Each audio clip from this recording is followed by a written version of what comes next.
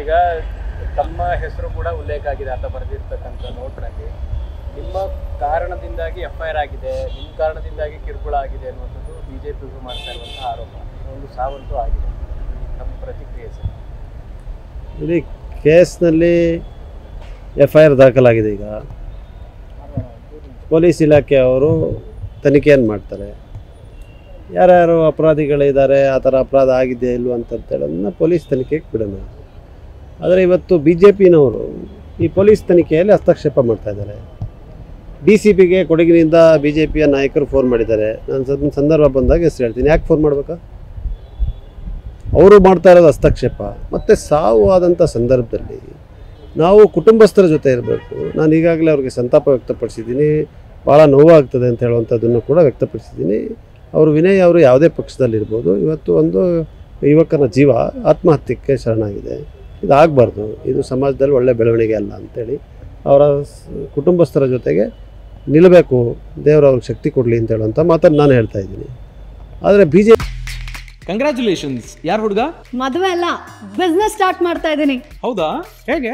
Boss ವಾಲಾ. Be the boss. BJPನವರು ಎಲ್ಲೇ ಸಾವು ಅದಂದರೆ ಅಲ್ಲಿಗೆ ಧುಮುಕ್ತಾರೆ ರಾಜಕಾರಣ ಮಾಡಲಿಕ್ಕೆ. ಸಾವಿನ ಮೇಲೆ ರಾಜಕಾರಣ ಇವರಿಗೆ ಹೊಸದಲ್ಲ. ಅದರಿಂದ ಅವರ ನೈತಿಕತೆ ಸಂಪೂರ್ಣವಾಗಿ ಕರ್ನಾಟಕದಲ್ಲಿ BJP ಕಳ್ಕೊಂಡಿದೆ. ಅದಕ್ಕೆ ಅವ್ರಿಗೆ ಉತ್ತರ ಕೊಡೋಂಥದ್ದಿಲ್ಲ. ಆದರೆ ಪಾಪ ವಿನಯ್ ಅವರ ಏನಿವತ್ತು ಘಟನೆ ನಡೆದಿದೆ, ಇದು ನಡಿಬಾರ್ದಿತ್ತು. ಆದರೆ ವಾಸ್ತವವನ್ನು ಕೂಡ ನಾವು ಅರ್ಥ ಮಾಡ್ಕೋಬೇಕಲ್ಲ. ವಾಸ್ತವ ಏನು? ಫೆಬ್ರವರಿಯಲ್ಲಿ ಒಂದು ಕೇಸ್ ದಾಖಲಾಗುತ್ತೆ. ಅದು ಪೊಲೀಸ್ನವರು ದಾಖಲು ಮಾಡೋದಿಲ್ಲ. ಕೋರ್ಟಿನ ಮೊರೆ ಹೋಗಿ ತೆನ್ನೀರ ಮೈನಾ ಎನ್ನುವಂಥ ನಮ್ಮ ಪಕ್ಷದ ಲೀಡರ್ ಅವ್ರು ದಾಖಲೆ ಮಾಡ್ತಾರೆ. ಏನಕ್ಕೆ ದಾಖಲೆ ಮಾಡ್ತಾರೆ? ಸಾಮಾಜಿಕ ಜಾಲತಾಣದಲ್ಲಿ ಕೆಲವು ತೇಜೋದಯ ಮಾಡುವಂಥ ಪೋಸ್ಟ್ಗಳು ಬಂದಿದೆ ಅಂತೇಳಿ 3 ಜನರು ಮಾಡ್ತಾರೆ. 3 ಜನ ಇದ್ದಾರೆ ಅದರಲ್ಲಿ FIRನಲ್ಲಿ. ತಕ್ಷಣ ಆಂಟಿಸಿಪೇಟರಿ ಬೇಲ್ ಆಗಿದೆ. ಇವತ್ತುವರೆಗೂ ಒಂದು ದಿವಸ ಅವರು ಪೊಲೀಸ್ ಸ್ಟೇಷನ್ಗೆ ಹೋಗಿಲ್ಲ. ಇವರು ಯಾರು 3 ಜನ. ತಕ್ಷಣ ಸ್ಟೇ ಆಗುತ್ತೆ ಕೋರ್ಟ್ನಲ್ಲಿ. ಇವತ್ತು ಕೂಡ ಸ್ಟೇ ಆಗೇ ಇದೆ, ಉಳಿದಿದೆ.